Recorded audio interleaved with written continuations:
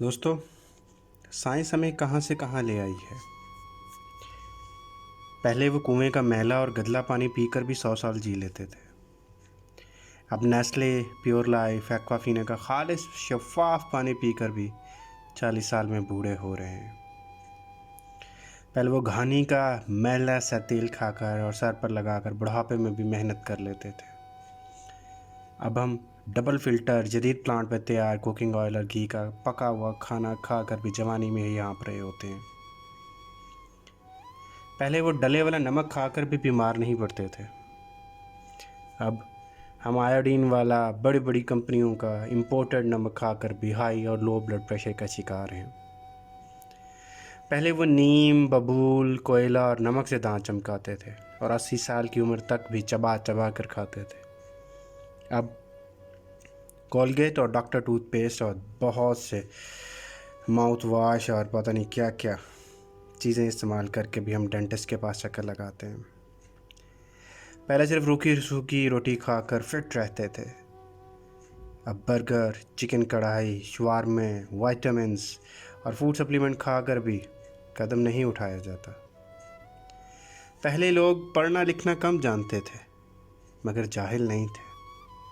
अब master level, MPhil, PhDs होकर भी जहालत की इंतहा पर हैं। पहले हकीम नब्ज़ पकड़कर बीमारी बता देते थे और उनकी तशख़ीस 100% दुरुस्त होती थी। अब स्पेशलिस्ट टेस्ट करवा करवा कर भी जांच पड़ताल में उसे फुर्सत नहीं मिलती। बीमारी की शिनाख्त नहीं हो पाती और इंसान जान से चला जाता है। पहले वो 7-8 बच्चे पैदा करने वाली माएँ 80 साल की होने के बावजूद भी खेतों में भी काम कर लेती थी। अब पहले महीने से डॉक्टर की देखभाल में रहते हुए भी बच्चे ऑपरेशन से होते हैं। पहले काले पीले गुड़ की मिठाइयाँ ठूस ठूस कर खाते थे। अब मिठाई की बात करने से पहले ही शुगर की बीमारी हो जाती है। पहले बुज़ुर्गों के कभी घुटने नहीं दुखते थे। अब जवान भी घुटनों और कमर दर्द का शिकार हैं। पहले 100 वाट के बल्ब सारी रात जलाते और 200 वाट का टीवी चलाकर भी बिजली का बिल 200 रुपये माहाना से ज़्यादा नहीं आता था। अब 5 वाट का एलईडी एनर्जी सेवर और 30 वाट के एलईडी टीवी में 2000 से कम बिल नहीं आता। पहले ख़त लिखकर सबकी खबर रखते थे, ईद पे ईद कार्ड भेजे जाते थे। अब telephone, mobile, internet, WhatsApp, applications हज़ारों राब्ते के ज़रिए हैं, लेकिन रिश्तेदारों की कोई खैर खबर नहीं लेता। पहले गरीब और कम आमदनी वाले भी पूरे कपड़े पहनते थे, ढंग का लिबास पहनते थे। अब जितना कोई अमीर होता है उसके कपड़े उतने मुख्तसर होते जाते हैं।